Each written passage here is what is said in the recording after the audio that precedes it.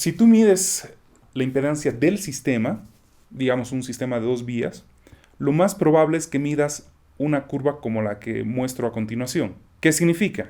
Resonancia del ducto, digamos que si fuese bass reflex. Resonancia del woofer. Continúa, continúa. Resonancia del tweeter. Y este incremento que ven acá es la bobina tanto del woofer como la bobina del tweeter. Entonces, cuando tú midas impedancia, no vas a medir algo así. Si, digamos, fuese de 8, lo más probable es que este sea el valor nominal que te entreguen y este sea acá 8. El nivel nominal de todo el sistema varía, la impedancia nominal no es constante y el fabricante te entrega el nivel nominal que suele ser este de acá, que es de 8. Por más que el de Twitter sea un poquito menos, un poquito más, etcétera, porque como les digo, terminas ajustando el valor del Twitter en rendimiento, en impedancia, al woofer, lo terminas ajustando. La impedancia innegablemente va a variar en función de la frecuencia, no es una sola para todo. Otras consideraciones, bueno, esto ya lo repetí, buen punto de partida, un segundo orden Lucas-Rayleigh. Ajustar la frecuencia de corte en función de los componentes que se tengan. Y acá entramos a otros detalles. El primero, path al Twitter. Es decir, necesitamos atenuar el Twitter porque es mucho más sensible que el woofer. Para eso se coloca un LPath que lo pueden calcular acá en el software. Acá tengo un apartado que dice diseño, cajas acústicas, compensación. Digamos que tú ingresas aquí algunos valores y puedes realizar 3 tipos de circuitos. El último es el LPath. Este LPath, que es colocar 2 resistencias así en forma de L, lo que uno hace es atenuar el componente manteniendo su impedancia. Y casi siempre me voy a esta página web para calcular el LPath. Es un poquito más sencillo y directo.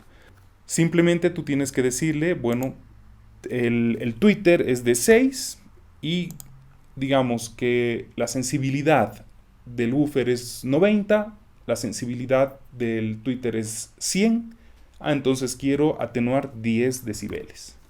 Calculas y simplemente te da los valores de R1 y R2. En este caso sería 4 ohms para R1, 2,7 para R2.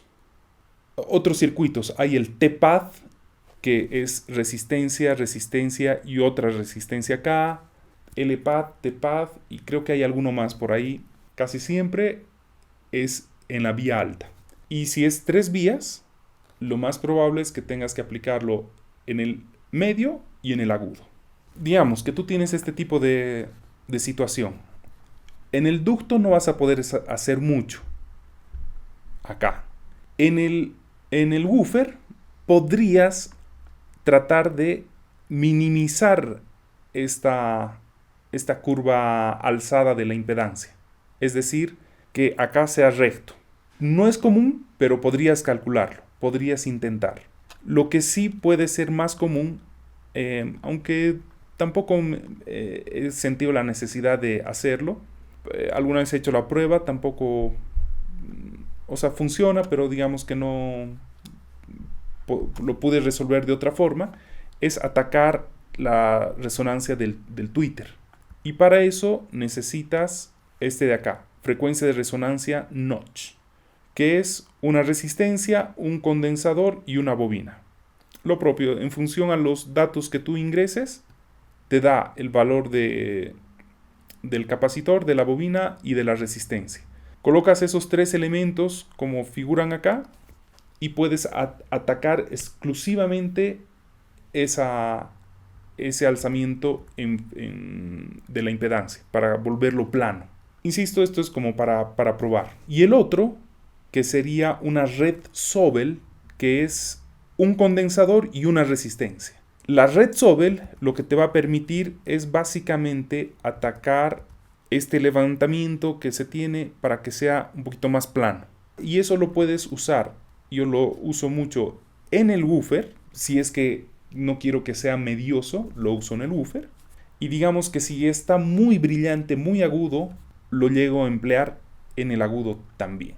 Fácilmente puedes tener dos Red Sobel para el woofer y para el tweeter.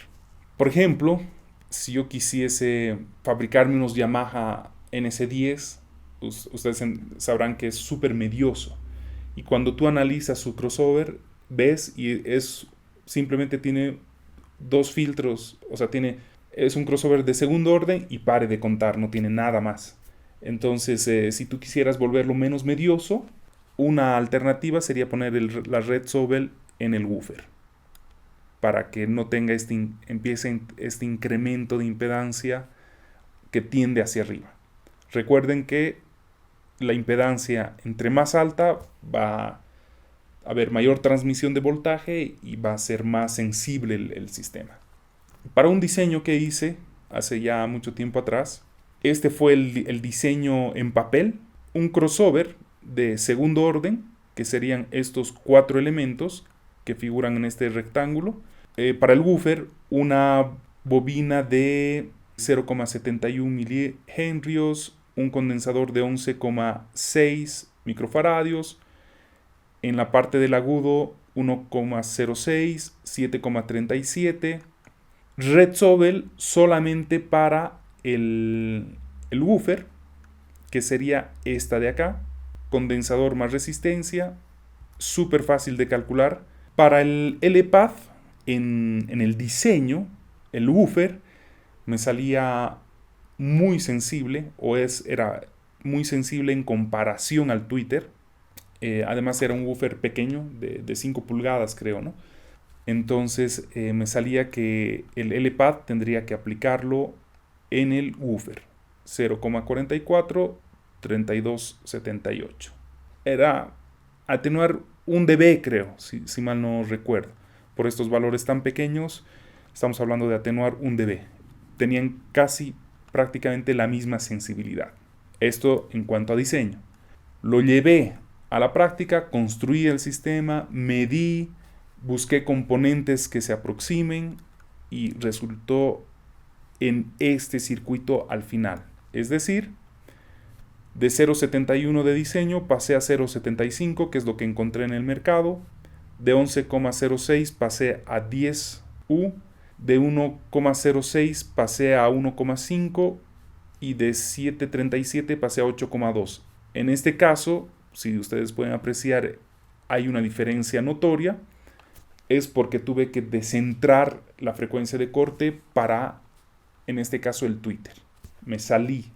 Fue un diseño asimétrico. Lo primero. Lo segundo, la Red Sobel, o sea, me calculaba 14,38, pero cuando yo puse 14,38 no le hizo ni cosquillas al sistema. Tuve que colocarle un condensador de 50, fíjense la diferencia de 14 a 50, para que realmente tenga un solapamiento más adecuado, porque estaba muy medioso.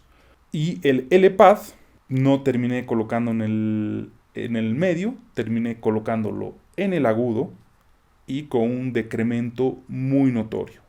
5,5 de resistencia y 25. 5,5 estamos hablando de, tuve que unos, no sé, 4, 5, tal vez más decibeles de atenuación para el tweeter. Y obviamente invertido, ¿no? El tweeter.